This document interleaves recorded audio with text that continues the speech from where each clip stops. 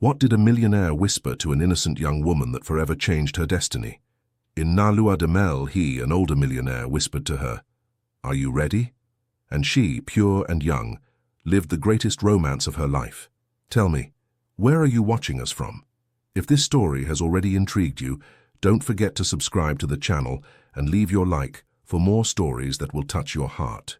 The marriage had been arranged for convenience, but when he whispered those words in her ear during their first night at the centuries-old vineyard estate in Napa Valley, she knew her life was about to transform in ways she never could have imagined. Sometimes the decisions we make out of necessity become the doors that lead us to our true destiny, she reflected, as his warm breath caressed her neck. Emily Parker, just 22 years old, trembled slightly as she gazed at the vineyards and towering redwoods of Napa Valley through the mahogany-framed windows of the master bedroom. Moonlight bathed the landscape in an ethereal glow that seemed straight out of a dream. The scent of wisteria and oak barrel aging rooms permeated her senses, mingling with the sophisticated masculine cologne that emanated from Michael Reynolds, her husband of less than 48 hours. Her delicate hands held the glass of Cabernet Sauvignon that he had personally selected from the estate's century-old cellar. She had never tasted wine so complex, with flavors that seemed to tell stories of past generations, of land kissed by the intense California sun. "Do you like it?" he asked, his deep voice resonating in his chest before reaching the air. "It's different from anything I've ever tasted," she replied, searching for the right words. As if each sip contained a different story. Michael smiled, and for an instant Emily glimpsed something in his eyes that contradicted the image of the cold, 46-year-old businessman she had agreed to marry. A flash of vulnerability, perhaps, or a secret too deep to be revealed so soon. "The best things in life are like that," he said, moving close enough to stand just inches from her. Complex, unexpected, impossible to decipher at first glance. His fingers brushed the edge of the glass she held. "Like you, Emily." The silence that followed was charged with unspoken expectations. Emily felt the weight of the decisions that had led her to this moment. Her family business going bankrupt, the suffocating debts, the marriage proposal that had come as a pragmatic solution to problems that had seemed insurmountable. And now she was here, in a Napa Valley estate dating back 400 years, married to a man she barely knew. "Are you ready?" he whispered in her ear, and though the question seemed to refer to the night ahead, Emily sensed it held a much deeper meaning. That night, as the wind gently swayed the ancient redwoods and stars shone intensely over Napa Valley, Emily couldn't imagine that this whisper would be the first of many secrets she would discover in the coming months. Secrets that would transform not just her marriage, but the very essence of who she was. The first weeks at the estate passed like a feverish dream for Emily. She awoke each morning in that room with its high ceilings and noble wood paneling, wondering if this place would ever stop feeling like a borrowed stage for her life. Michael left early for San Francisco, where he ran his companies, leaving her at the mercy of staff who watched her with a barely disguised mixture of curiosity and wariness. "The previous mistress never came down before 11, commented Mrs. Jenkins, the housekeeper, in a tone that made it clear she didn't approve of Emily's early rising habits. "The previous mistress?"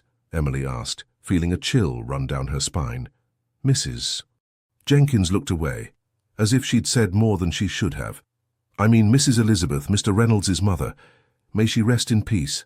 But Emily knew how to recognize a lie, however well-intentioned. Throughout the first 6 months, she discovered that her husband, 24 years her senior, carried deep emotional scars that he hid behind his successful businessman facade. The estate was full of forbidden spaces, conversations that stopped when she entered, and gazes that avoided hers when she asked too direct questions. It was on a rainy afternoon when she found the first clue. She had spent the morning exploring the library, a majestic space with shelves reaching to the ceiling and a rolling ladder to reach the highest volumes. Her fingers caressed the worn leather spines when, upon removing a copy of 100 Years of Solitude, a yellowed envelope fell to the floor. The letter was written in a delicate feminine handwriting. The words, in formal, old-fashioned English, spoke of an impossible love, of necessary sacrifices, and of pain that time had failed to mitigate. It was signed simply with an initial, J. Driven by a curiosity she knew was dangerous but irresistible, Emily searched among the other books. To her surprise, she found dozens of similar letters, some so old that the paper crumbled at her touch, others more recent. All spoke of love in its different forms: passionate, forbidden, unrequited, eternal. The estate library revealed its true nature when she discovered that Michael collected hundreds of old love letters, each representing stories of passion that he studied as if they were scientific formulas for understanding love. Her hands trembled as she read the words written by lovers from decades past, realizing that he had spent years trying to decipher the mysteries of the human heart. "It's my personal project," said a voice behind her, startling her. Michael stood in the doorway, watching her with an indecipherable expression. "Love letters through the centuries. I've been collecting them since I was 20. "Why?" Emily asked, her heart racing, fearing she had violated some unwritten code of their marriage. Michael approached slowly, taking one of the oldest letters in his hands. "Because I wanted to understand what makes some people willing to risk everything for love, while others—" He paused, as if he'd reached an invisible boundary in his confession. "I haven't explained myself well. Each letter tells a story, Emily, and stories are the only thing that truly belongs to us in this life." That night, as Michael slept beside her, Emily contemplated his face in the dim light. What secrets did this man harbor? And why did she feel that somehow understanding those secrets was the key to discovering her own place in this estate, with its solid walls and eloquent silences? The California summer fell upon the estate with a breathtaking intensity. Emily had learned to adapt her routines to the rhythm dictated by the relentless sun, waking at dawn, when the air still retained the coolness of night, and seeking refuge in the thick-walled rooms during the midday hours. It was during one of these early mornings when she truly met Mr. Thompson, the groundskeeper. She had seen him before, of course, a distant figure among the vines or bent over the flower beds in the central courtyard, but they had never exchanged more than polite greetings. That morning, however, she found him in the vegetable garden, his rough hands caressing the leaves of tomato plants with surprising delicacy. "Good morning, Mr. Thompson," Emily greeted, shielding her eyes from the rising sun with one hand. The elderly man straightened up slowly, with the difficulty of someone who had spent too many hours stooped over the earth. His eyes, faded blue from years of exposure to the elements, studied her with interest. "You rise earlier than the sparrows, ma'am," he replied, with a smile that transformed his weathered face into a map of friendly wrinkles. "Just like the boss when he first came here." "Michael!" Emily couldn't hide her surprise. "When did he arrive here?" Mr. Thompson looked around, as if making sure they were alone, and then gestured for her to sit on a stone bench under a lemon tree. "Mr. Reynolds wasn't born to wealth like many think," he began, with a voice that seemed to emerge directly from the dry earth. "He arrived at the estate when he was 16, skinny as a rail and hunger in his eyes, looking for summer work in the vineyards." The first revelation fell upon Emily like a drop of fresh water on thirsty soil. The estate employees, who had initially treated her with reserved coldness, gradually revealed fragments of Michael's history. "Dr. Harrison, the previous owner, saw something in him," continued Mr. Thompson, absent-mindedly pulling a dry leaf from the lemon tree. "Hired him to work the fields, but soon put him in charge of the accounts. The boy had a head for numbers." "And how did he go from worker to owner of the estate?" Emily asked, absorbed in the story. Mr. Thompson looked at her intently.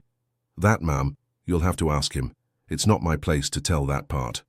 In the days that followed, Emily discovered that other employees also held pieces of the puzzle that was Michael's life. Mrs. Barnes, the cook, remembered how the young man saved every penny, giving up even the small luxuries the other workers allowed themselves. "He only spent money on books," she recalled, while kneading the day's bread. "Every month, when he got paid, he'd go to town and come back with a new book under his arm." The others laughed at him, but Mr. Reynolds never seemed to notice.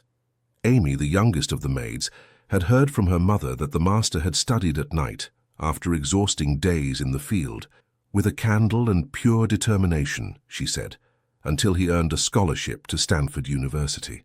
The middle-aged chauffeur, a man of few words named Robert, provided the most revealing clue. Mr. Reynolds built his first business with a lone doctor. Harrison gave him, he confided one afternoon while driving her to town, a small wine export company. Nobody bet on him except the old man, And 3 years later, when Dr. Harrison got sick and the estate was going to be sold to pay debts, Mr. Reynolds already had enough money to buy it. The chauffeur glanced at her in the rearview mirror with a special gleam in his eyes. But the most important thing wasn't that, Mom. The most important thing was that he kept Dr. Harrison on the estate until the day he died, treating him like his own father. The smell of damp earth and the sound of wind through the redwoods became the soundtrack to Emily's discoveries about her husband's true origins. Each story she heard added depth to the image of this man who, paradoxically, became more enigmatic the more she learned about him. One afternoon, while Michael was reviewing documents in his office, Emily dared to broach the subject. "Mr. Thompson told me you came here very young looking for work." The silence that followed was so dense that Emily feared she had made an irreparable mistake. Finally, Michael put down his pen and looked at her directly. "I was wondering how long it would take you to start asking questions," he said with no trace of anger in his voice. "Yes, I arrived when I was 16, the son of a single mother who had died leaving me alone in the world." His gaze lost itself in some point of the past. "This place saved my life, Emily, and that's why I never stop valuing what I have." His words, loaded with a vulnerability he had never shown her before, fell like stones in the calm pond their marriage had been until then, creating ripples that would forever change its surface. When the calendar marked the beginning of fall, Emily no longer felt like a stranger at the estate. She had learned to move through its spaces with familiarity, to interpret Michael's silences, and to find beauty in the unhurried rhythm of Napa Valley rural life.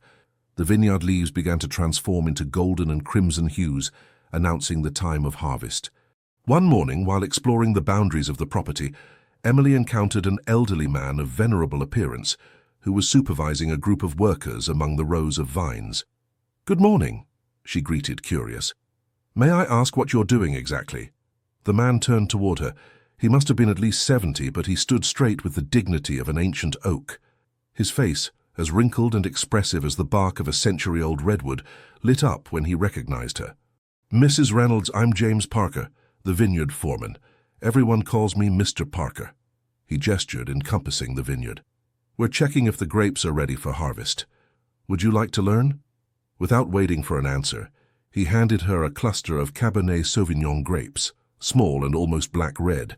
"Try one, but don't swallow it immediately. Let your mouth tell you the story of the grape." Emily followed his instructions, surprised by the explosion of flavors that flooded her senses. Sweetness, acidity, tannins that left a rough but pleasant sensation. "They still need a few days," she said instinctively, surprising herself. Mr. Parker looked at her with renewed interest. "Have you worked in vineyards before, ma'am?" "No, never," she admitted. "But I can feel something's missing. As if the grape hasn't finished telling its story yet." The old man let out a laugh that resonated among the vines. "You have blessed hands, Mrs. Reynolds," he exclaimed, using a typical expression of the region. "A natural gift for understanding the land." During the following weeks, Emily spent each morning in the vineyards, learning from Mr. Parker the secrets of viticulture that didn't appear in any book. Her delicate hands learned to feel the texture of the grapes, to detect the perfect moment for harvest. The foreman, who had supervised the property for 40 years, was impressed with her natural intuition. "You have more sensitivity in your fingertips than many who've spent their whole lives among vines," he told her one day, as they selected clusters for producing a special wine. The discovery of this ability awakened in Emily a confidence she had never suspected she possessed. For the first time in her life, she felt she had found something exclusively her own, not a reflection of others' expectations. One afternoon, while working in the winery with the enologists, Michael appeared unexpectedly. He stood in the doorway, watching her in silence. Emily, so absorbed in her selection task, didn't notice his presence until he spoke. "Mr. Parker says you have a natural talent," he said, with a note of pride that surprised her. "That you would be capable of creating a great wine if you wanted to." Emily blushed, uncomfortable with the praise. "I'm just learning. It's nothing special." "Never underestimate a gift, Emily," he replied, approaching to examine the clusters she had selected. "I spent years working in these vineyards and never had the sensitivity you've shown in weeks." He looked at her with an intensity that made Emily's heart skip a beat. "I want to propose something to you," he continued. Would you like to create your own wine? You would have total freedom to select the grapes, supervise the process. It would be your personal project. My project, she repeated, overwhelmed by the proposal. But I barely know the basics, Michael. What if it's a disaster? He smiled, and for the first time since she had known him, Emily saw genuine warmth in his gaze. Then you will have learned more than from 100 successes, he responded simply. Sometimes, Emily, the most valuable thing isn't the result, but the journey we take to get there. That night, as they dined under the stars in the estate's central courtyard, surrounded by the scent of wisteria and the singing of crickets, Emily felt that something fundamental had changed between them. It wasn't just that Michael had entrusted her with an important project, but that for the first time since their wedding, he truly saw her. And perhaps, she thought as she watched her husband speak passionately about the wines that had made history in the region, she was beginning to see him too. The first major rupture in the apparent calm of their marriage came with December's chill. Michael had announced, with a mixture of resignation and determination, that his family would come to spend the holidays at the estate. It's been years since I celebrated Christmas with them, he explained, avoiding looking directly at her. I think it's time to resume some traditions. Emily nodded, trying to hide her nervousness. In the 8 months they had been married, Michael had only mentioned his family in passing. She knew he had 2 younger siblings, both married, but little else. The fact that he had never shown interest in introducing them was a silence that spoke for itself. Preparations for the visit occupied the estate for weeks. Mrs. Jenkins and the rest of the staff moved with nervous energy, cleaning every corner, polishing the family silver, bringing out porcelain sets that had been stored away for years. Miss Jennifer, the boss's sister, is very demanding, Mrs. Barnes confided to her while preparing an assortment of traditional desserts. And Mrs. Lisa, Dr. Daniel's wife, always finds something to criticize. The estate, normally a haven of peace, became a hive of activity and anticipated tension. Emily observed the preparations, feeling increasingly like an intruder in her own home, someone who didn't really belong to the family history that would unfold under that centuries-old roof. The second major rupture arrived like a storm in the California winter on Christmas Eve, when Michael's family finally crossed the threshold of the estate. The tension was palpable in the air when his younger siblings and their spouses arrived, bringing with them a coldness that had nothing to do with the outside temperature. Emily received them with a smile that no one returned. Daniel, Michael's middle brother, barely brushed her cheek in a distant greeting. His wife Lisa, an elegant and cold woman, examined her from head to toe with barely disguised disdain. Jennifer, the youngest of the siblings, didn't even bother to feign courtesy. "So this is Michael's new acquisition," she commented, with a smile that didn't reach her eyes. "Younger than the previous ones, no doubt." The words fell like a stone in Emily's stomach. The previous ones? How many had there been? Michael, who was entering at that moment loaded with suitcases, shot his sister a warning look that she deliberately ignored.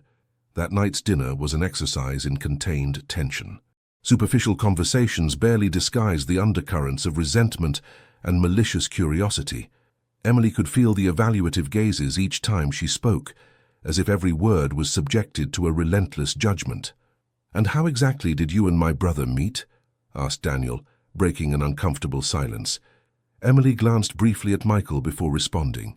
"Our parents were business partners," she explained, deliberately omitting the part about her family business going bankrupt and the debts that had led her to accept the marriage. "We met at a company dinner." "How convenient," murmured Jennifer with a sardonic smile. "And so soon afterward, you were already married to one of the richest men in California." Michael hit the table with more force than necessary, making the glasses clink. "Enough, Jennifer," he warned, with a voice so icy that Emily barely recognized it. "I will not allow you to insult my wife in her own home." "Her home?" Jennifer's laughter resonated like breaking crystal. "Please, Michael, we all know this is a temporary arrangement like the previous ones. Only this time you've chosen someone young enough to give you an heir before getting rid of her." Emily felt the air leave her lungs. She stood up abruptly, dropping the embroidered linen napkin on the table. "Excuse me," she murmured, before hurrying out of the dining room. The altered voices of the Reynolds siblings followed her as she crossed the courtyard and took refuge in the garden. The cool California night enveloped her, but she hardly noticed it. Jennifer's words echoed in her mind like a poisoned echo. A temporary arrangement like the previous ones.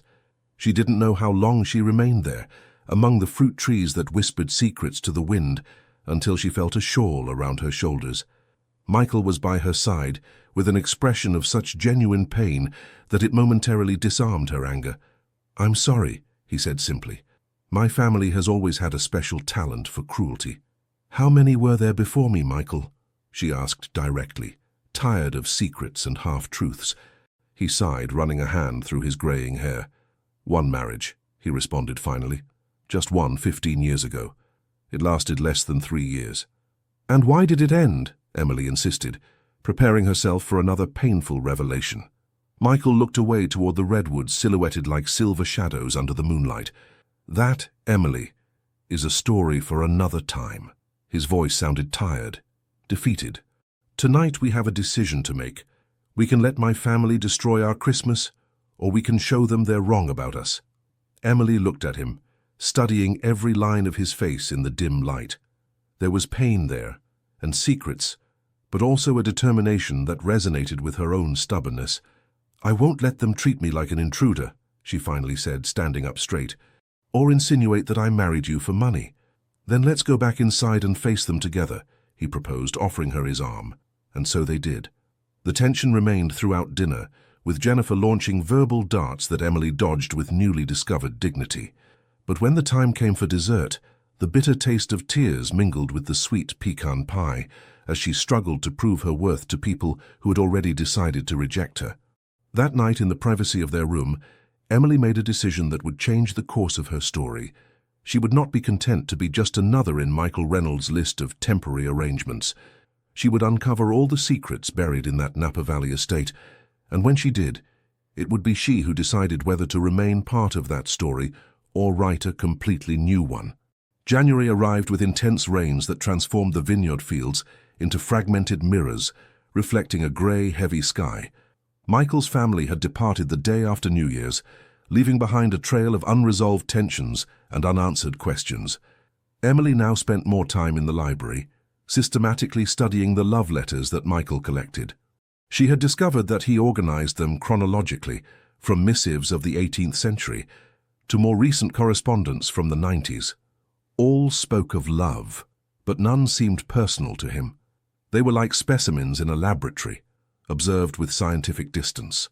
One afternoon, as rain pattered against the windows, she found something different, a small red leather notebook hidden behind a row of first editions of Hemingway.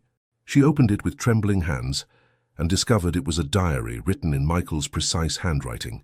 April 15th, 1998. "Today, I dreamed of her again. 5 years have passed, and her face fades, but her voice remains as clear as the water in the courtyard fountain." Emily closed the notebook abruptly, her heart racing. This was different. It wasn't an impersonal collection of others' feelings, but something intimate and private. She returned the diary to its hiding place, suddenly feeling like an intruder.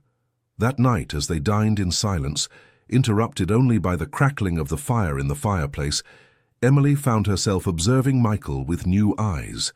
Who was the woman with the clear voice? His ex-wife? Someone before? After? "You're very quiet," he commented, serving her more wine. "Is something troubling you?"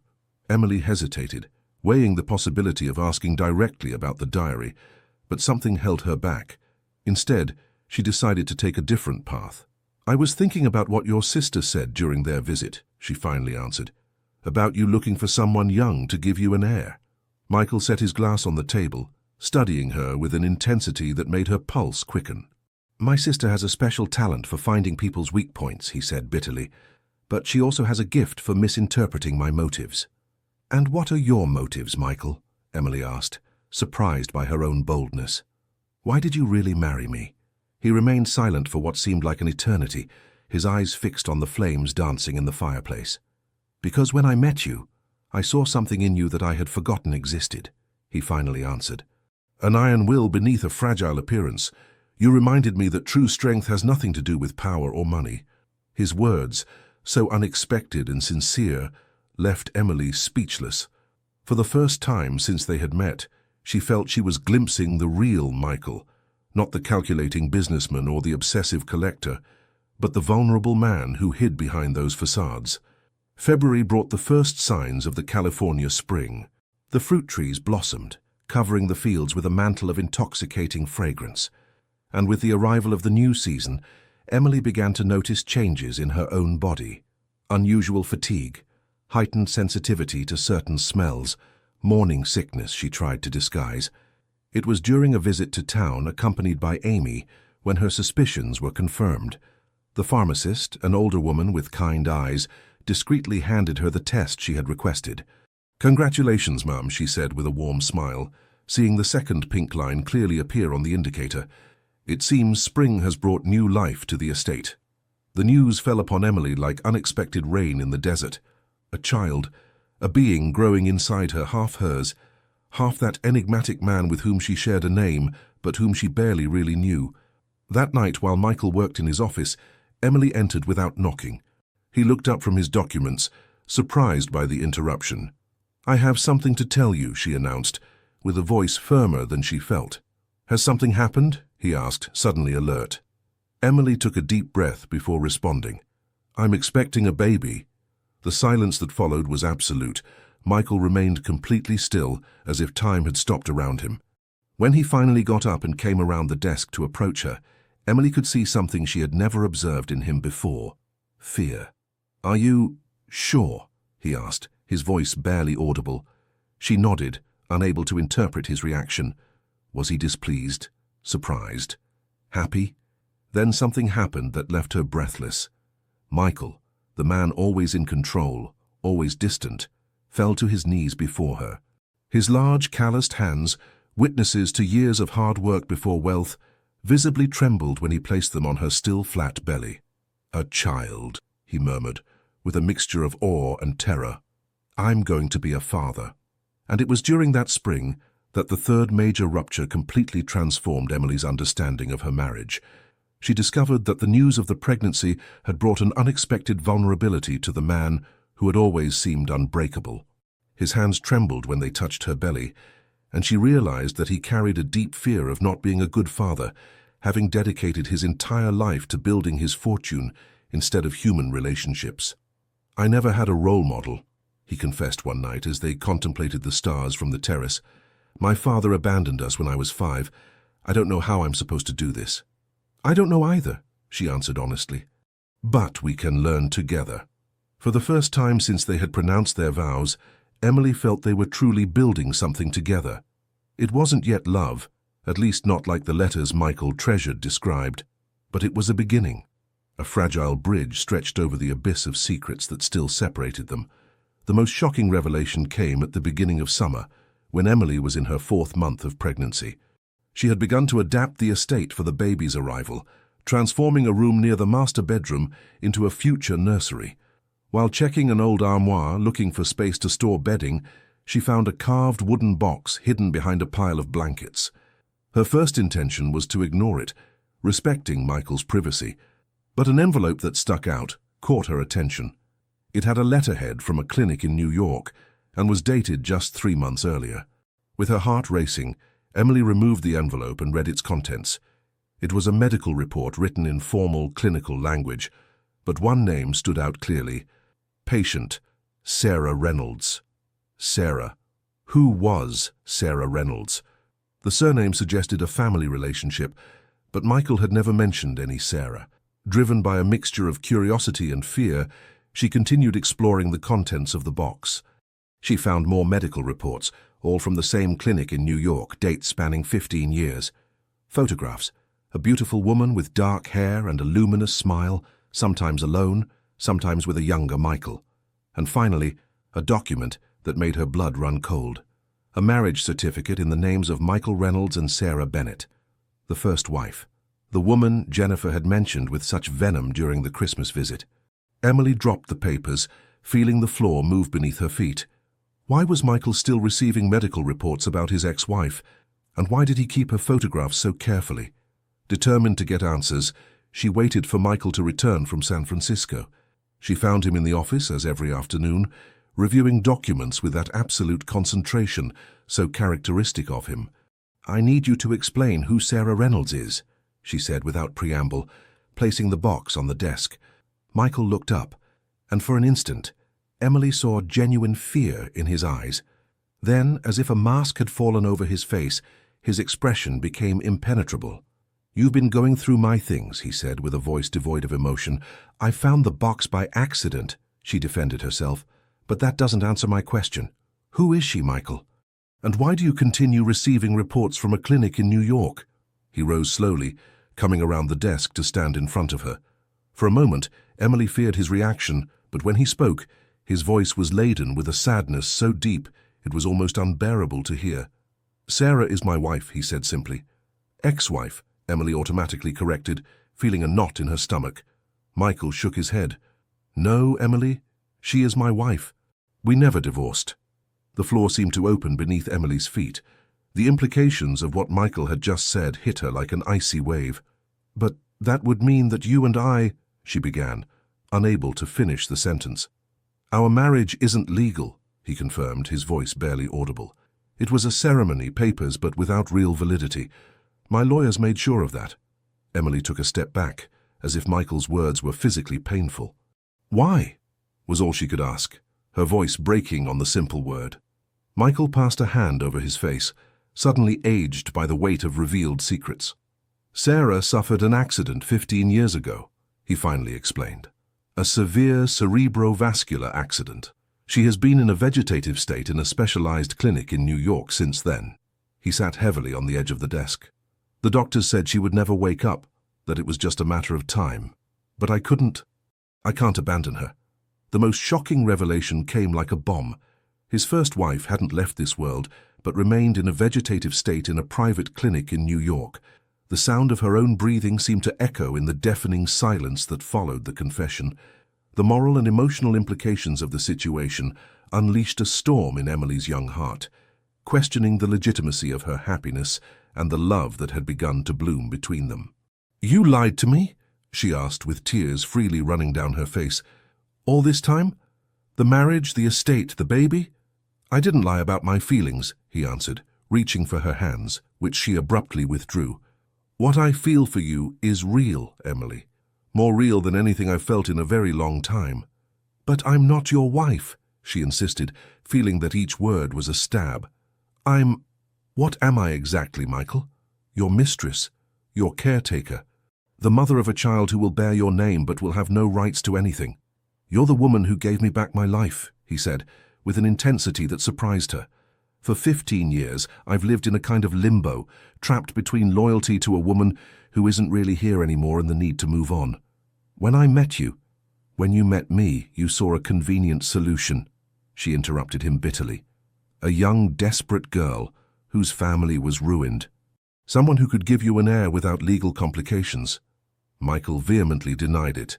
"No, Emily, when I met you, I saw a possibility for redemption, an opportunity to build something that wasn't based on tragedy and guilt." "Guilt?" she asked, suddenly alert. "Why do you feel guilty, Michael?"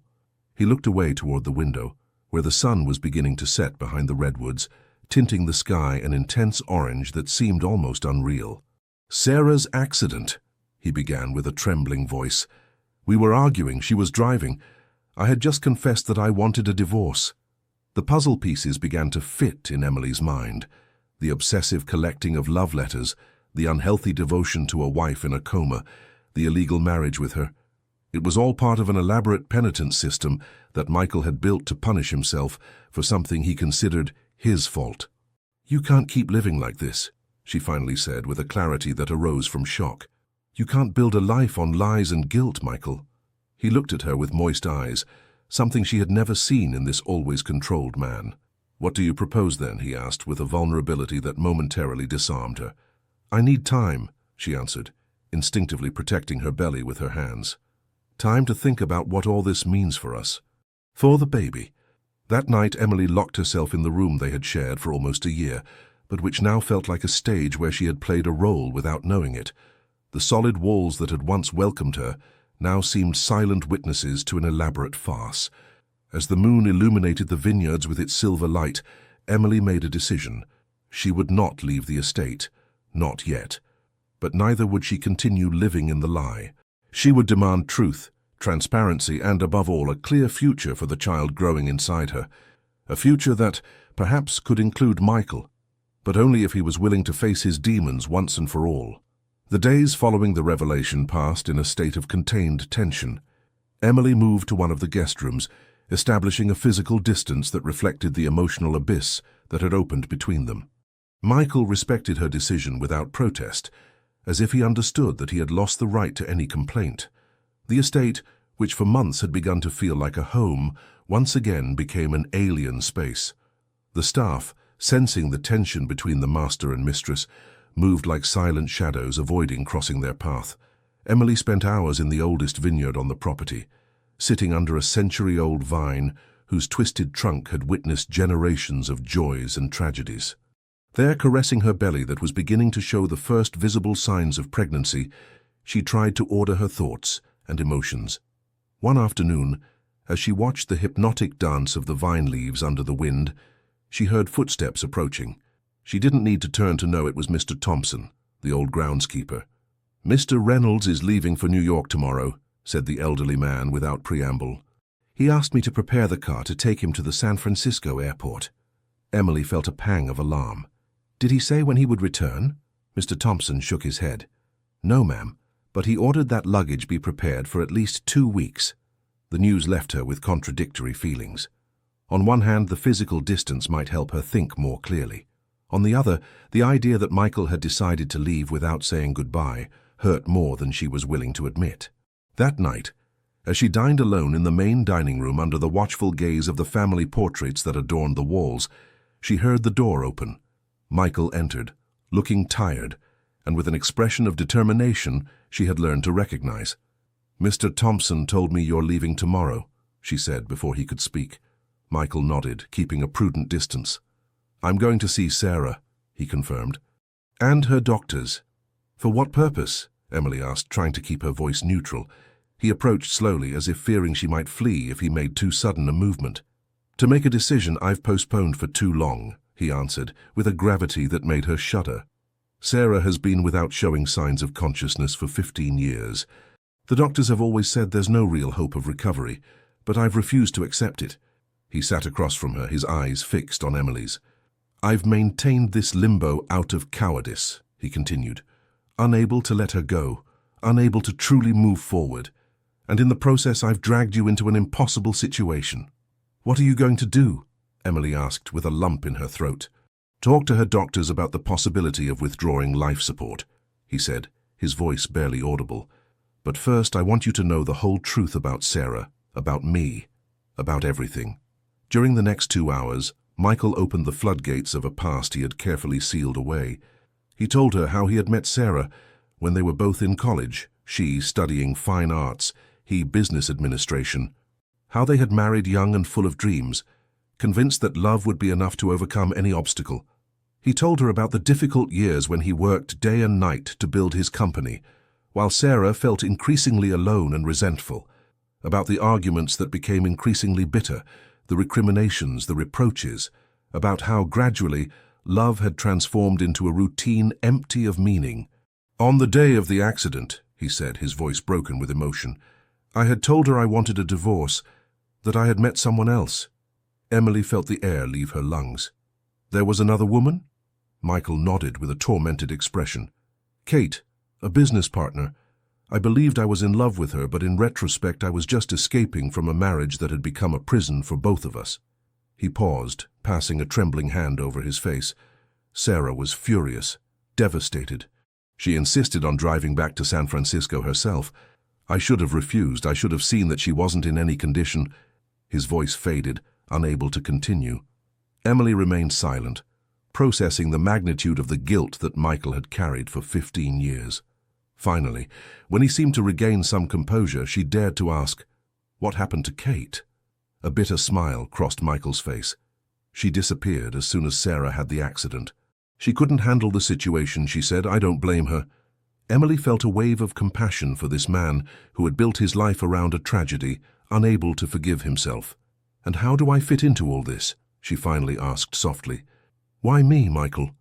He looked at her with an intensity that made her shiver. "Because when I met you, I felt something I believed was lost forever. Hope." He extended a hand across the table without quite touching her. "I didn't choose you out of convenience, Emily. I chose you because, despite all your difficult circumstances, I saw in you a strength and authenticity that reminded me what it means to be truly alive." Emily felt tears roll down her cheeks, unable to contain them. The months of doubts, of unanswered questions, of half-truths seemed to crystallize in this moment of raw honesty. "I need you to understand something," Michael continued. "I don't expect you to forgive me for lying. I don't expect you to want to stay by my side when I return, but our child will have everything I can give, I swear. And so will you, regardless of what you decide." Before Emily could respond, he stood up, visibly exhausted by the confession. "My flight leaves early," he said. "I should go rest, but I wanted you to know the whole truth before I left." He headed for the door, but stopped before exiting. "One last thing," he added, without turning. "The letters I collect. I started doing it after the accident. I wanted to understand what makes love survive or be destroyed. I wanted to find answers in others' words, since mine had failed so catastrophically." And with those words, he left the dining room, leaving Emily alone with the weight of a truth that was, simultaneously, more terrible and more human than she had imagined. Michael left at dawn, without saying goodbye. Emily saw him from the window of her room, a solitary figure crossing the central courtyard with heavy steps, as if carrying an invisible weight on his shoulders. The car started with a soft purr, and soon the sound of the engine was lost among the vineyards, leaving behind a silence that seemed to amplify every thought. The following days passed in a strange calm. Without Michael's presence, the estate acquired a different rhythm. Emily found herself adopting new routines, reclaiming spaces she had previously avoided, because they felt too connected to him. The library, in particular, became her refuge. She no longer explored the love letters with the furtive urgency of someone seeking secrets, but with the calm curiosity of someone trying to understand a complex mind. She grouped them by era, by types of relationships, by emotional intensity. In this process, she began to glimpse patterns in Michael's collection. All the letters, without exception, spoke of a love that had survived some kind of test. A week after Michael's departure, Emily received an unexpected call. Jennifer Reynolds, Michael's younger sister, wanted to see her. "It's important," the woman insisted, with a voice that had lost the cutting edge Emily remembered. "Please." They agreed to meet at a cafe in town, neutral ground that would allow Emily to maintain a certain emotional distance. When she arrived, Jennifer was already there, alone at a table in the back, looking tired and considerably less intimidating than during the Christmas visit. "Thank you for coming," she said, as Emily sat across from her. "I know I'm probably the last person you wanted to see." "Why are you here, Jennifer?" Emily asked directly, instinctively protecting her belly, now visibly rounded under her dress. The woman took a sip of her coffee before responding. "Michael called me from New York," she explained finally. "He told me that he's told you the truth about Sarah, about the accident, about everything."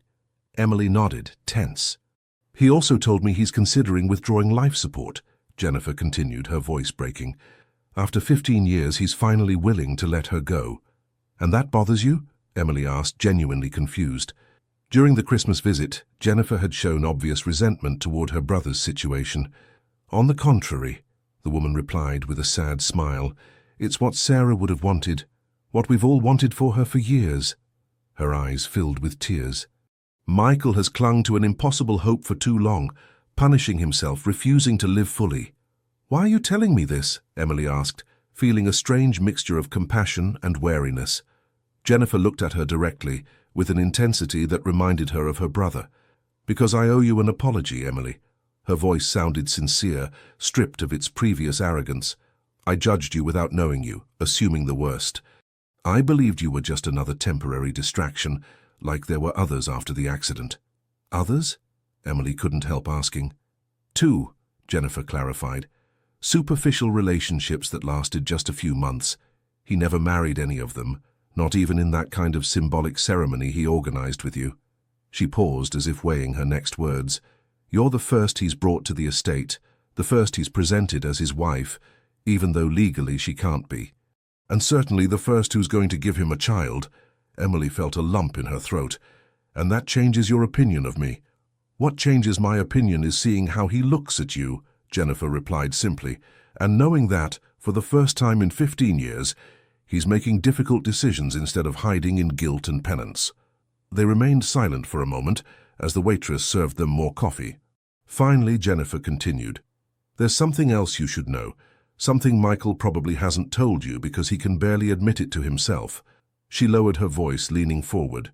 Sarah and he were already separated when the accident occurred, not legally but in practice. They had been living separate lives for months.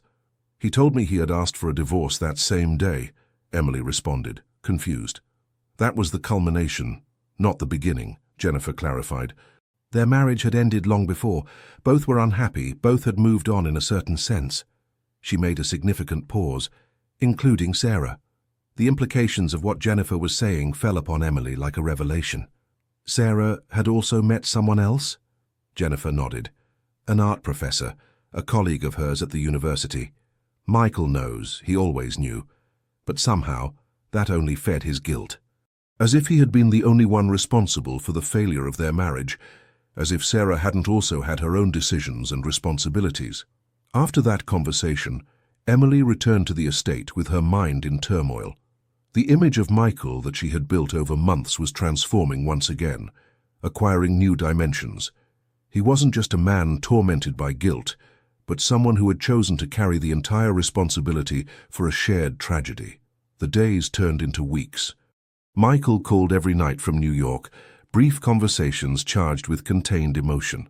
He told her about Sarah's condition, his conversations with the doctors, decisions that were postponed again and again. He never directly asked about Emily's feelings toward him, as if he feared the answer. One night, as the California summer unfolded its symphony of cicadas and stars, Emily had a vivid dream. In it, she walked through the oldest vineyard on the estate, where the century-old vines formed fantastic figures under the moonlight. Among the vines appeared a woman with dark hair and a luminous smile. Sarah. She was holding out something that Emily couldn't see clearly. "Take care of him," the woman in the dream said, "and don't let him keep running from life." Emily awoke with tears in her eyes and a clarity she hadn't felt in weeks. She understood that the real obstacle wasn't Sarah, nor the past, not even the lies. It was fear. Michael's fear of loving completely again, of risking another failure. And, she realized with sudden honesty, her own fear of giving herself to a man whose heart seemed divided between the present and a past he couldn't change. That morning she wrote a long letter, not to Michael, but to herself. In it, she tried to unravel her own feelings, separating the pain of betrayal from what she truly felt for the complex and wounded man with whom she had shared almost a year of her life. When she finished, she had one certainty. Beyond the lies and secrets, she had learned to love Michael Reynolds with all his contradictions and scars. The challenge now was to determine if that love was enough to build a future together, or if the shadows of the past were too dense to allow light to filter between them. The August heat weighed on the estate like a suffocating blanket. Emily, now in her 6th month of pregnancy, had adapted her routines to avoid the hottest hours of the day. She spent mornings in the wine cellar, where the temperature remained constant thanks to the thick stone walls, and afternoons in the library, surrounded by books and the love letters she now knew almost by heart. It was during one of those afternoons when Mrs. Jenkins, the housekeeper, gently knocked on the door. "Ma'am, mail has arrived for you," she announced, extending an official-looking envelope. Emily took it with curiosity. She didn't usually receive personal correspondence at the estate, and the sender, a law firm in Boston, was completely unknown to her. Inside, she found a formal letter that she had to read twice to assimilate its content. Mrs. Eleanor Harrison, a great-aunt of Emily whom she barely remembered having seen a couple of times in her childhood, had recently passed away in London, England. The elderly woman, who had emigrated decades ago and made a fortune in real estate, had left Emily as the sole heir to her considerable estate.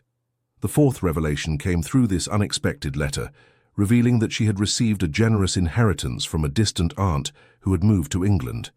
The irony of the situation wasn't lost on her. She, who had been accused of being a fortune hunter, now discovered she possessed substantial resources of her own. "Are you sure there isn't some mistake?" Emily asked the lawyer when she called him on the phone. "Completely sure, Mrs. Reynolds," the man responded. "Mrs. Harrison was very specific in her will. Apparently you reminded her of herself in her youth. A woman of character," were her exact words. The news left her in a state of shock. Overnight, she had gone from being economically dependent on Michael to possessing her own fortune that, according to the lawyer's preliminary estimates, amounted to several $1,000,000. That night, when Michael called from New York as usual, Emily told him about the inheritance. "It's extraordinary," he said after a long silence. "How do you feel?" "Overwhelmed," she answered honestly. "And strangely liberated." "Liberated?" Michael's tone revealed a mixture of curiosity and apprehension. "Yes," Emily confirmed. "Now I have options, Michael. I can choose to stay or leave, for the right reasons." The silence on the other end of the line was so prolonged that Emily feared the connection had been cut. "What would those reasons be?" he finally asked, with a cautious voice. Emily took a deep breath before responding. "If I stay, it will be because I want to build a life with you despite everything that's happened. Not out of necessity, not for the baby, not for comfort, just for—" She hesitated, searching for the right word. "For love." It was the first time either of them had pronounced that word in relation to what they felt for each other. It floated between them like a fragile promise, a bridge stretched over turbulent waters. "Emily," Michael began, but she interrupted him. "You don't need to answer now," she said quickly. "In fact, I prefer you don't. We both need time to think about what we truly want." Financial independence brought a new dynamic to their relationship, allowing both of them to choose to be together out of pure love, not necessity or convenience. This new freedom, however, brought with it new questions. What would Emily do with her newly acquired fortune? How would this fit into the life they had begun to build together at the estate?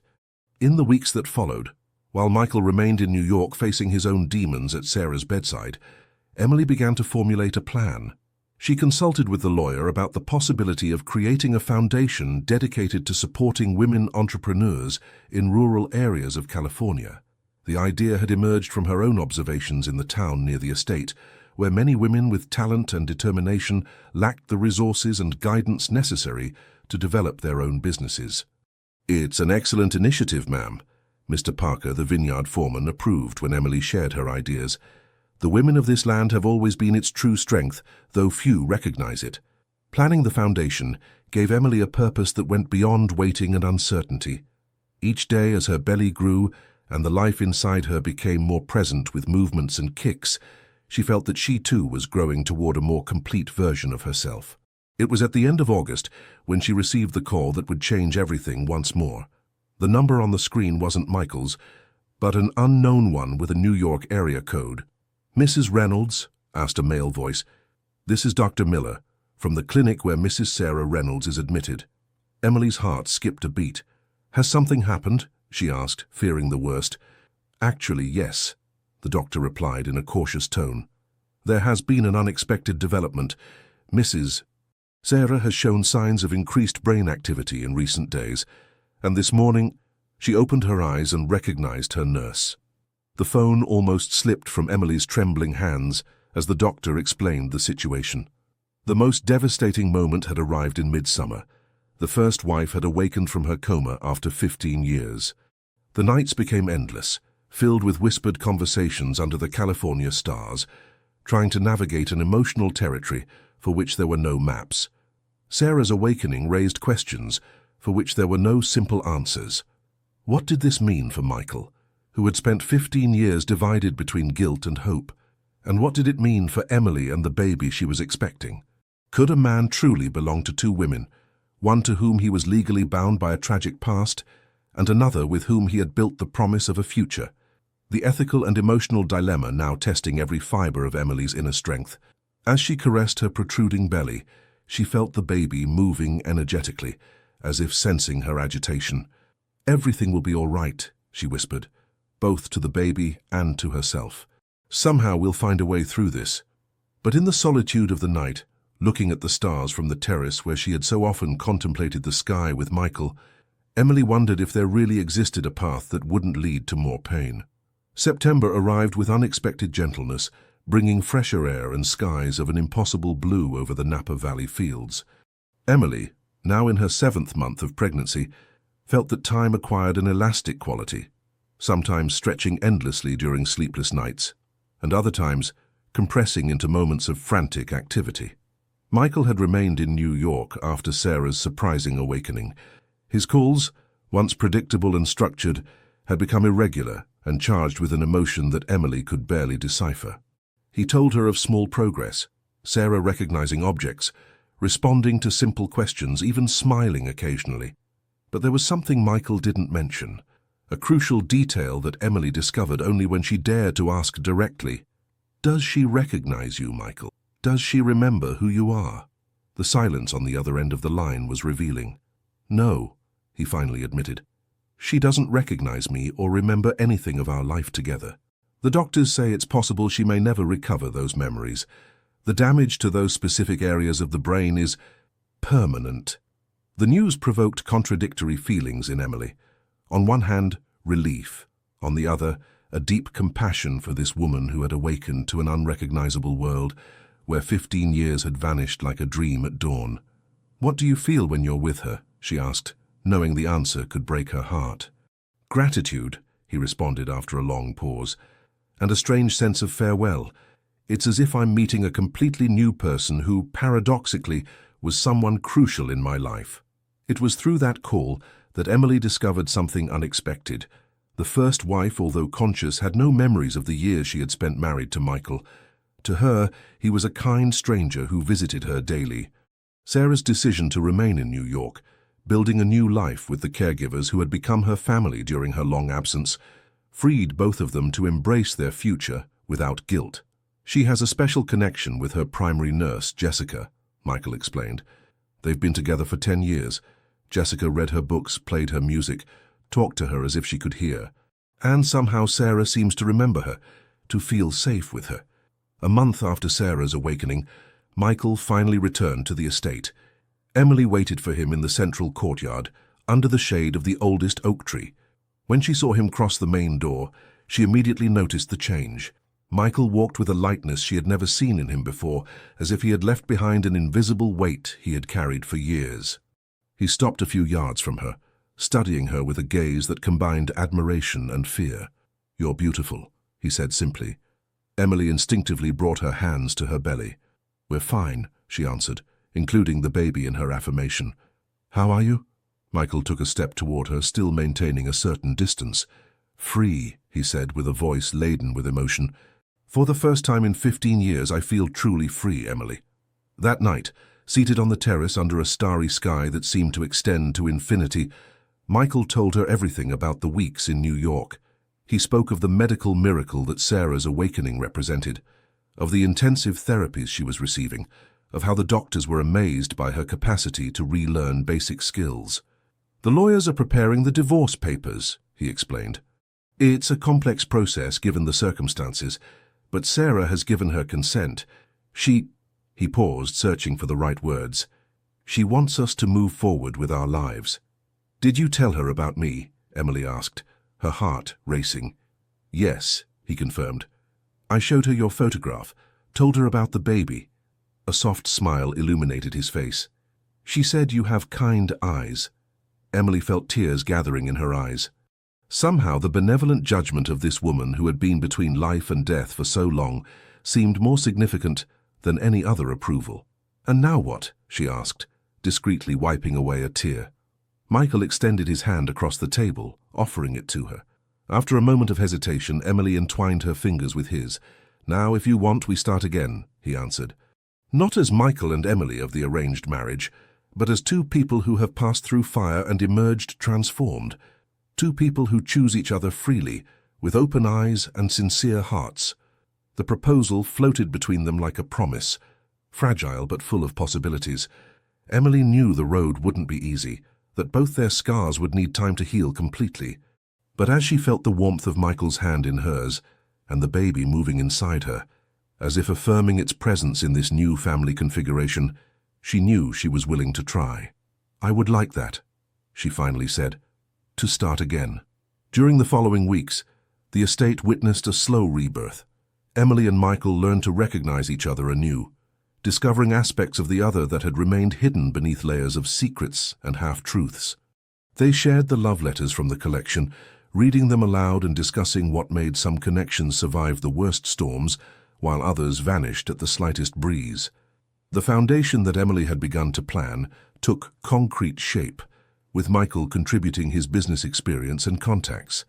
Together they visited nearby towns, listening to stories of women with postponed dreams and unexplored talents. "I've never seen you like this," Michael commented one afternoon, after a particularly productive meeting with a group of local artisans. "So passionate, so sure of yourself. I've never had the opportunity to discover what I'm capable of," she responded simply. "I've always been someone's daughter, someone's fiancée, someone's wife.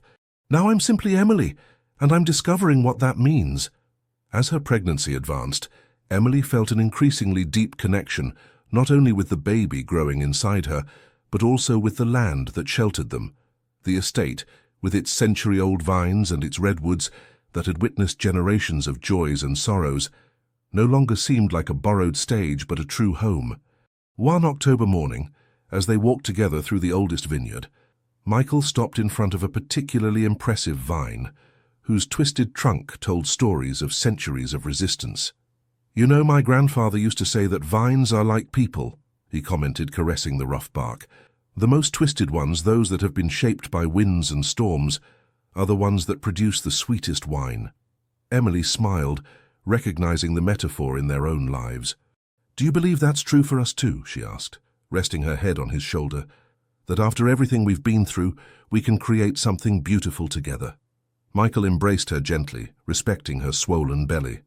"I don't believe it," he answered with a smile. "I know it."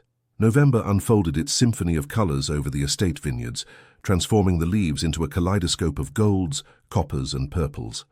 The harvest season had ended weeks ago, but the sweet aroma of pressed grapes still floated in the air, mingling with the promise of the first winter fires. Emily, now in the 8th month of her pregnancy, observed the seasonal changes with a sense of deep connection. Her body, like the earth itself, was preparing to bear fruit, to bring new life amid the imminent winter. One morning, while supervising the cleaning of the barrels in the winery, she received an unexpected visit. Robert, the chauffeur, entered with a worried expression. "Mrs. Reynolds' visitors have arrived," he announced.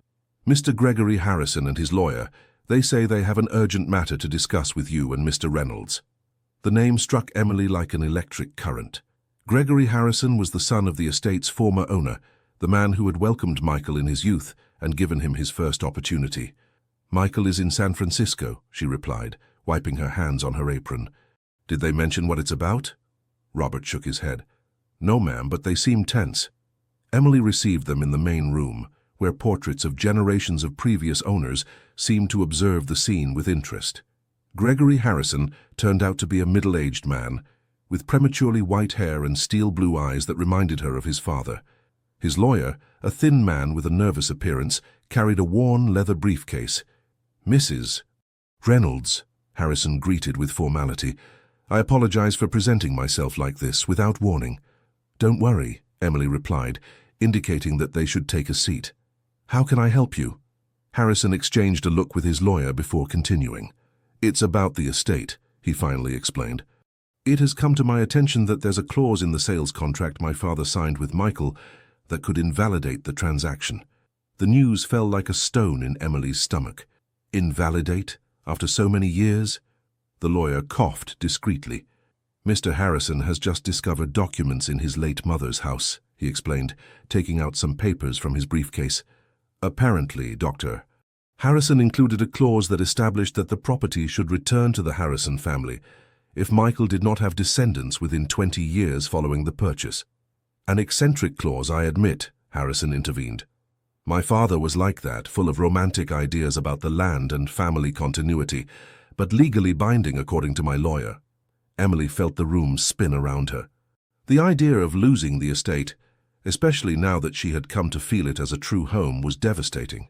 "As you can see," Harrison continued, pointing to her belly, "that clause won't be a problem for much longer. The baby you're expecting will be born in less than a month."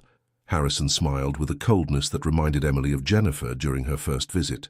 The problem, Ma'am, is that you aren't legally married to Michael Reynolds.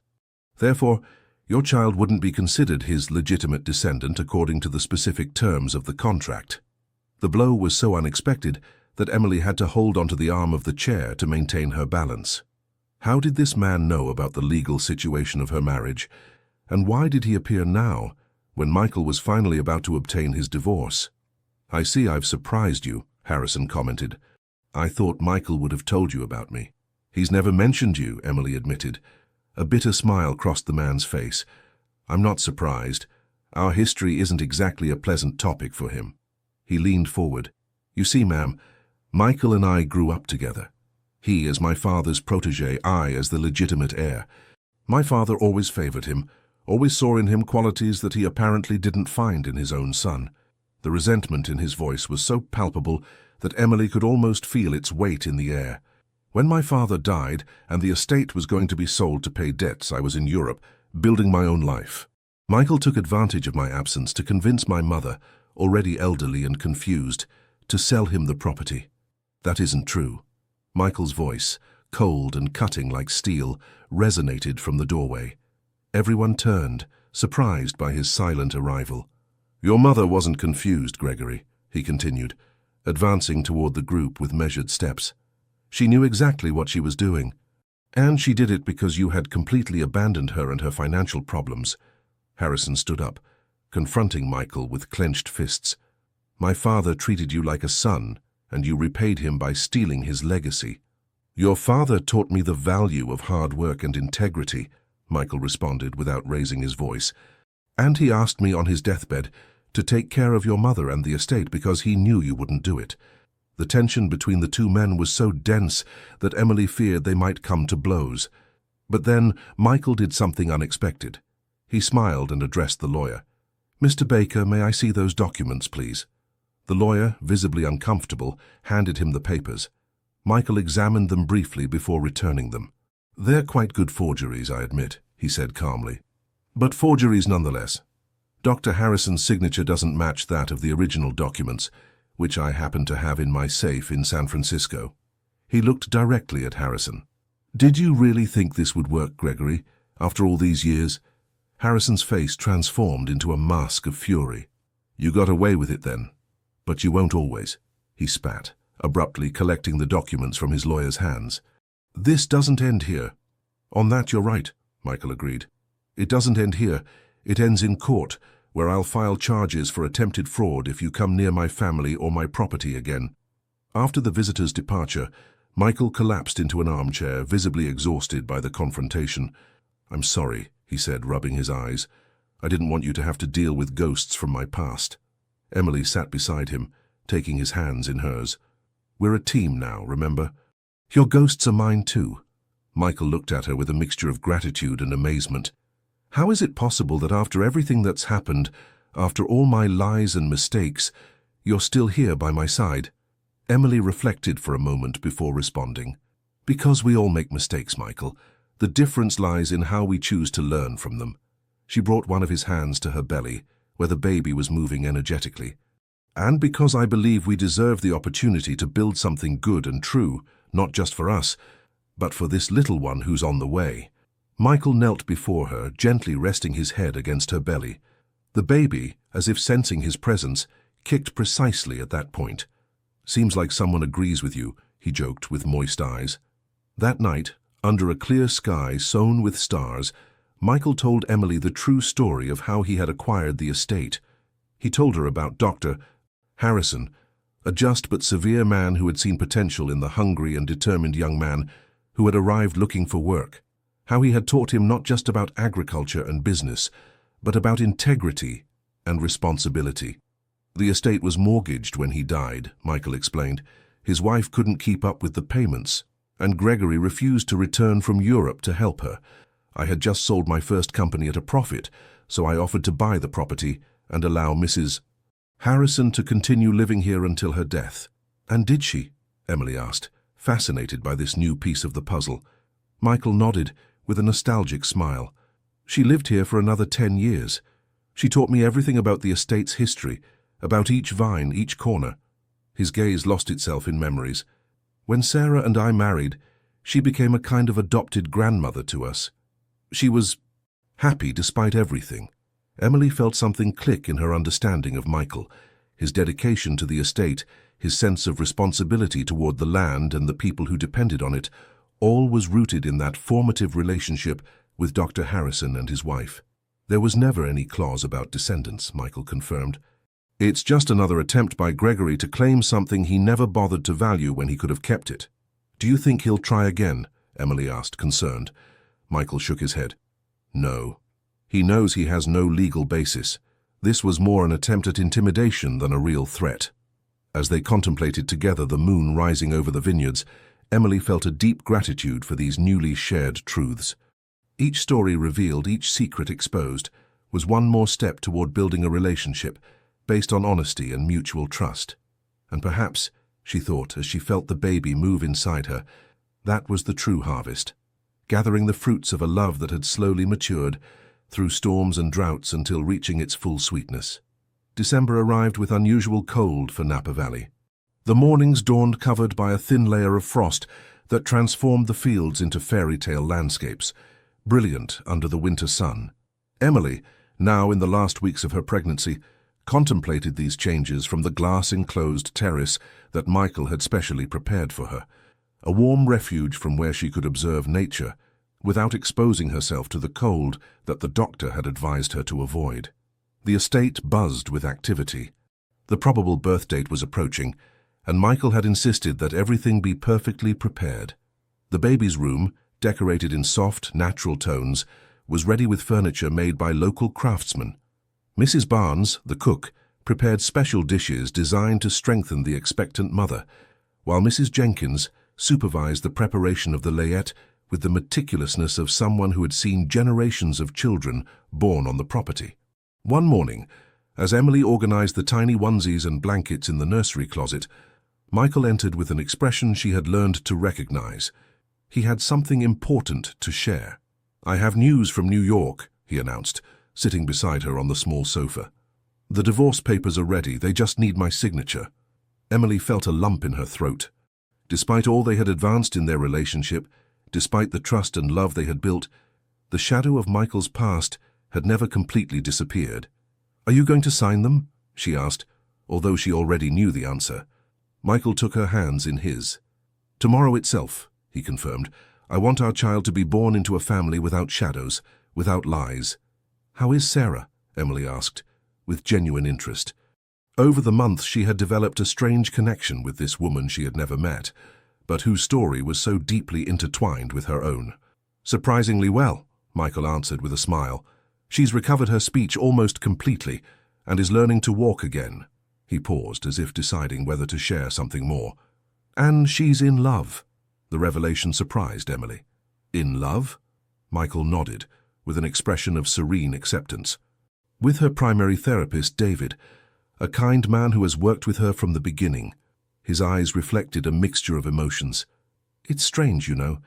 I should feel jealousy or pain, but the only thing I feel is relief and happiness for her." Emily understood then that Michael had finally completed his healing process. The guilt he had carried for 15 years, the sense of responsibility that had kept him tied to a tragic past, had transformed into a mature acceptance that allowed him to sincerely wish for Sarah's happiness, even if that happiness no longer included him. "She asked me to tell you something," Michael continued. "She said, tell her to take care of you as you've taken care of me all these years, and not to let you keep punishing yourself for the past." The words, so similar to those Emily had heard in her dream months ago, gave her chills. It was as if, somehow, Sarah and she had established a communication that transcended time and distance. The following days passed in an atmosphere of calm expectation. Michael traveled briefly to San Francisco to sign the divorce documents and complete the legal preparations that would finally allow his marriage to Emily to be officialized. Upon his return, he brought with him a small blue velvet box. "It's not an engagement ring," he clarified, seeing Emily's surprised expression. "We've already passed that stage, albeit in a rather unconventional manner." He opened the box, revealing a delicate gold chain with a pendant in the shape of a vine. "It's a promise of roots, of permanence, of life that renews itself despite the storms." Emily felt tears gather in her eyes as Michael placed the chain around her neck.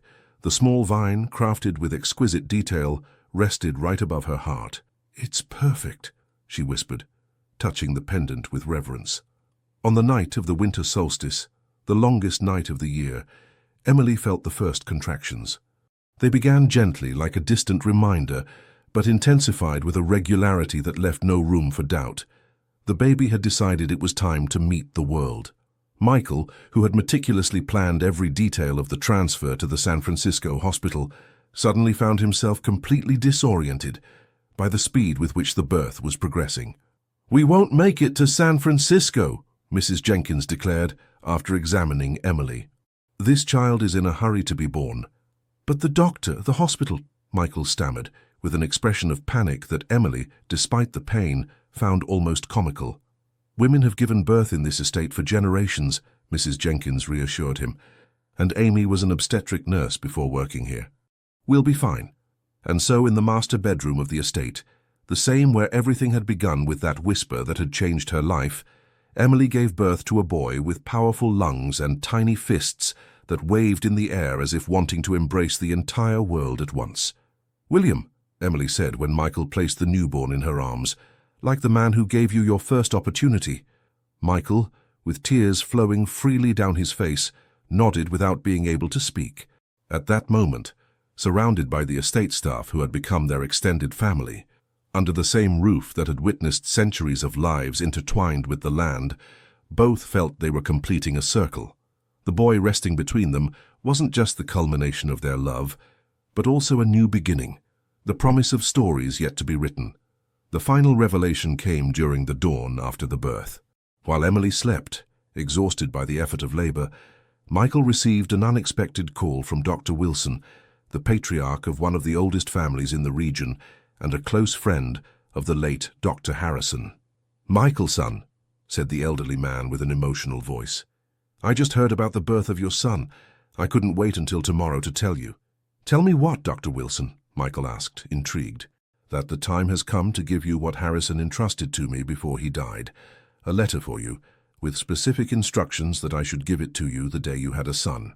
The next morning, as the first rays of winter sun illuminated the vineyard, Dr. Wilson arrived at the estate. He was a man of almost 90, but he remained upright and lucid. In his trembling hands, he carried a yellowed envelope, aged by years. "I've kept it all this time as I promised," he said, handing it to Michael. "Harrison knew this day would come, though I, frankly, was beginning to doubt."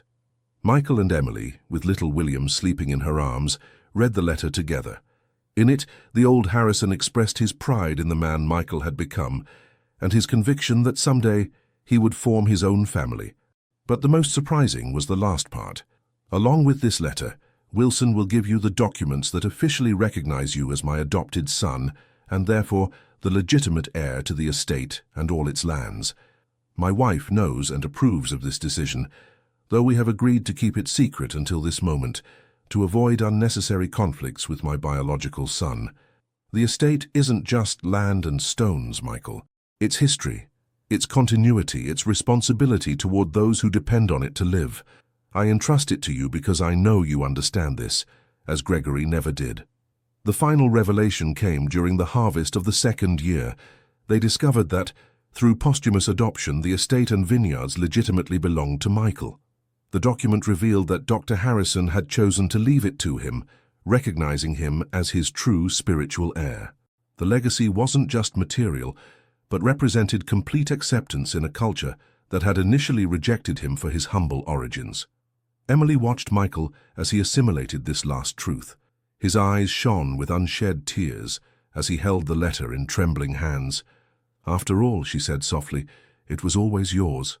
"Ours," he corrected, looking at the baby who slept peacefully, oblivious to the profound meaning of what had just been revealed. "And someday William's."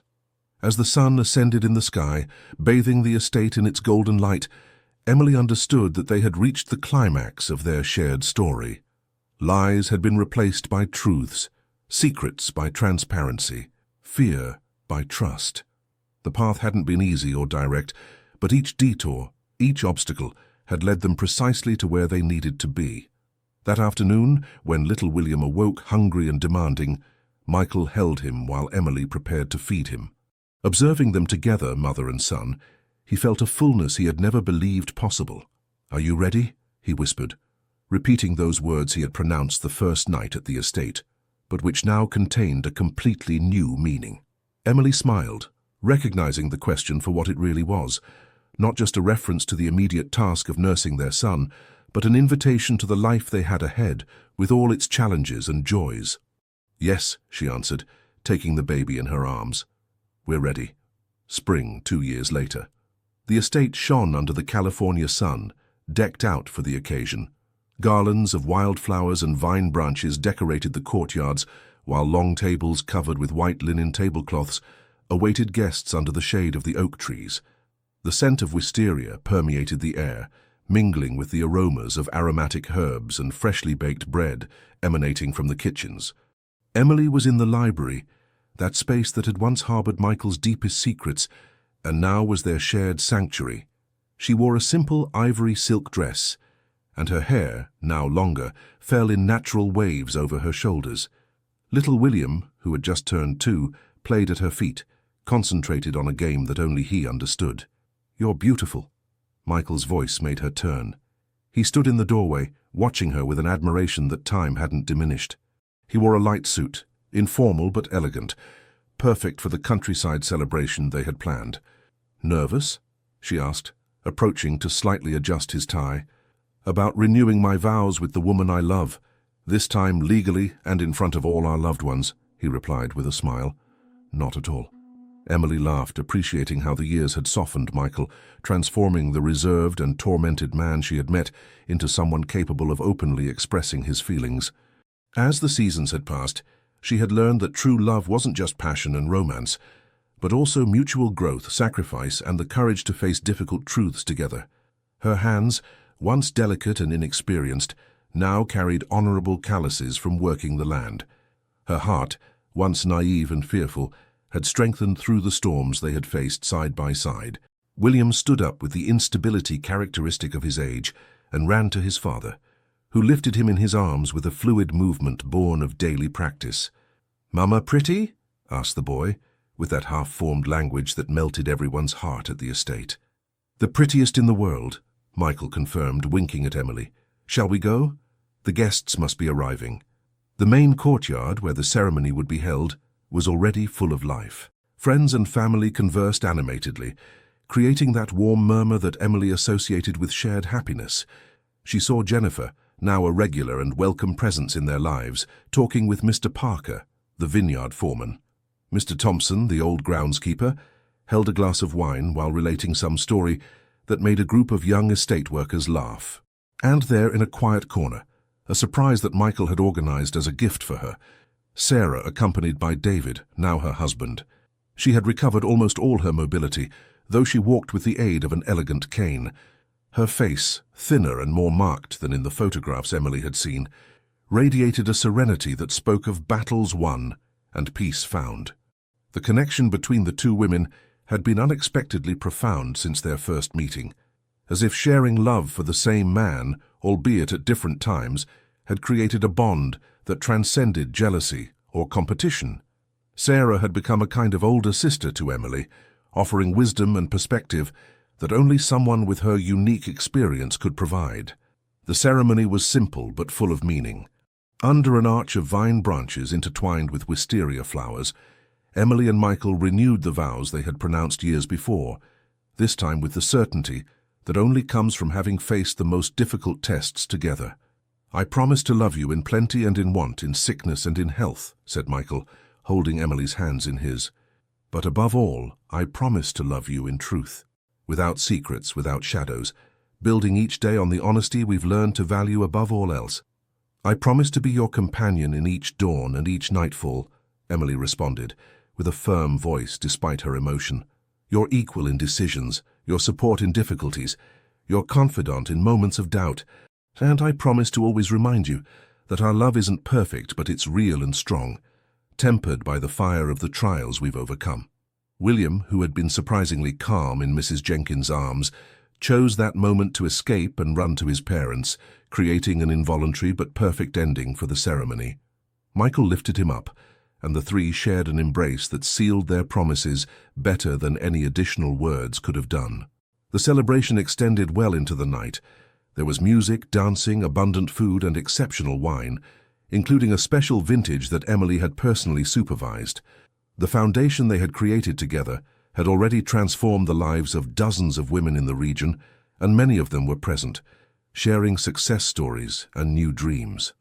When most of the guests had departed, and only the closest remained, Michael took Emily's hand and guided her to the oldest vineyard. There, under the moonlight that silvered the leaves of the century-old vines, he handed her a small leather-bound book. "It's my latest collection," he explained, with a shyness that contrasted with his usual confidence. "But this one is different."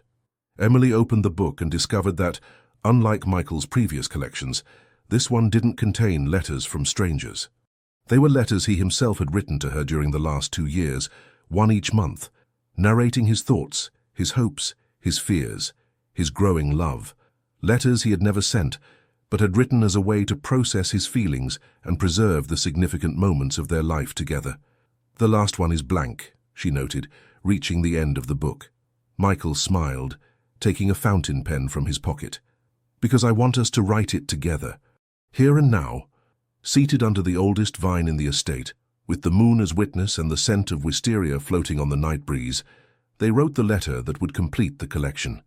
It wasn't a conventional love letter, with grandiose promises or passionate declarations.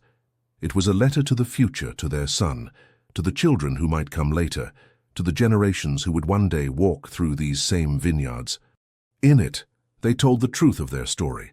The difficult beginnings, the lies, the pain, but also the forgiveness, the growth, the patient construction of a love based on honesty and mutual respect. They ended with a reflection that summarized everything they had learned in their journey together. True love isn't finding someone perfect, but seeing perfectly an imperfect person. It's choosing, each day, to build together something greater than each one separately. It's forgiving not 7 times, but 70 times 7.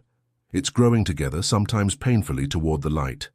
And above all, it's recognizing that the scars we carry aren't marks of failure, but maps that have led us exactly to where we needed to be, beside each other, under this vine that has seen centuries pass and will remain here long after we have gone.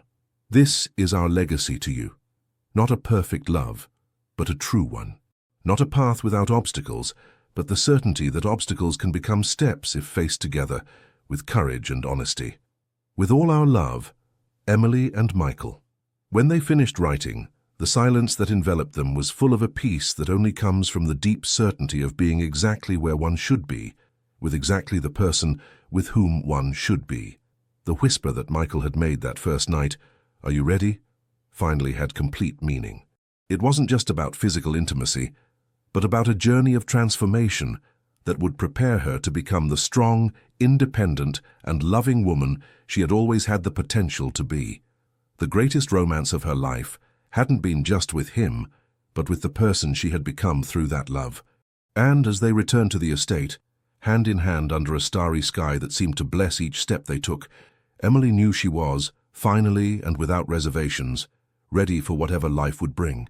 Because now they walked together, not as 2 separate people united by circumstances or convenience, but as true companions whose love had been forged in the fire of truth and tempered in the waters of forgiveness. The scent of wisteria enveloped them once more, as on that first night, but now each breath was full of fulfilled promises and shared dreams. Whispers of wisteria that, like their love, would bloom year after year, season after season, eternally renewing under the California sun.